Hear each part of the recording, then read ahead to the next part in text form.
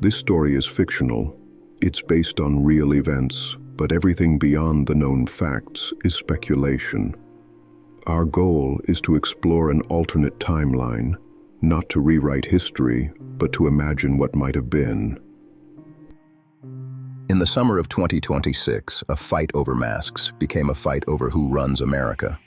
Philadelphia passed a city ordinance banning federal law enforcement officers from wearing masks while on duty within city limits.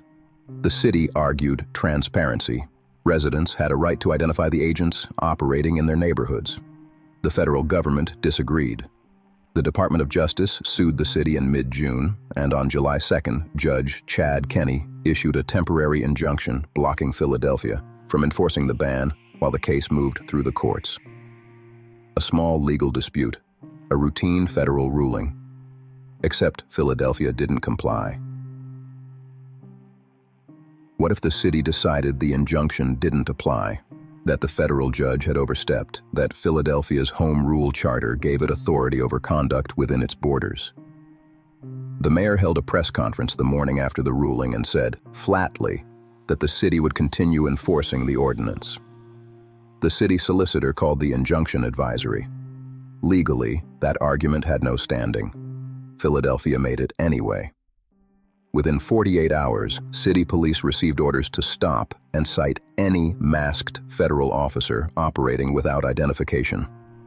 The first incident happened on July 5th. A three-man ICE unit conducting surveillance near Kensington was approached by two Philadelphia officers and told to unmask or leave. The federal agents refused. The Philadelphia officers placed them under temporary detention. The DOJ responded within hours.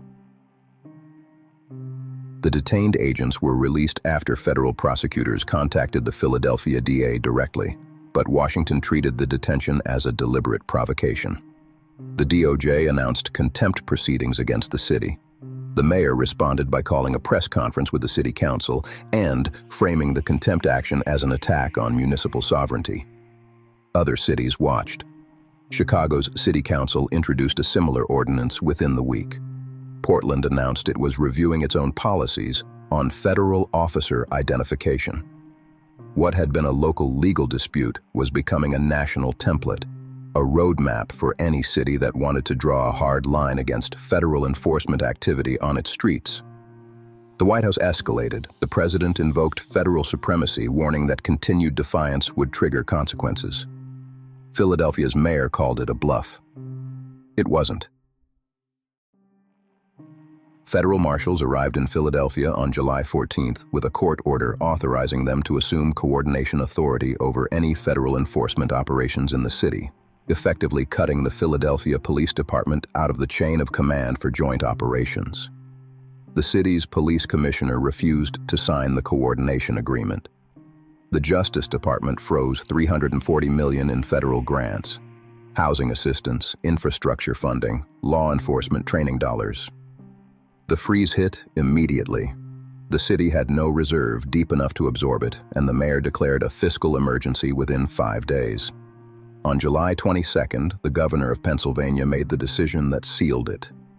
Caught between the city and Washington, he authorized a limited National Guard deployment, framed as stabilizing city services during the fiscal emergency, but in practice placing guard units at key infrastructure points throughout Philadelphia. City council members called it a soft occupation. Residents in North and West Philadelphia watched military vehicles roll past their block.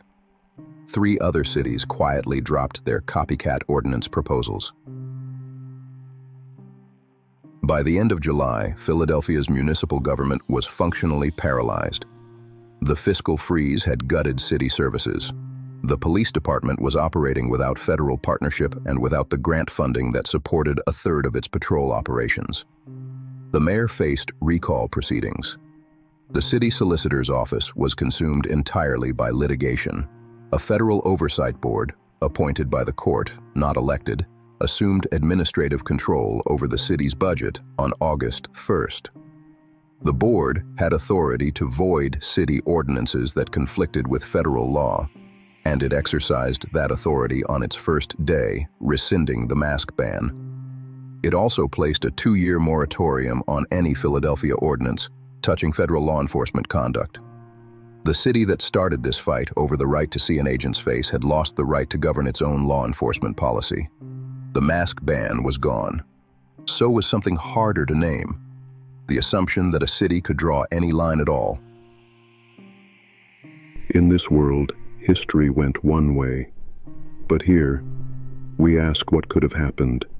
If you want more alternate timelines and government what-ifs, subscribe, comment your theory, and stay tuned.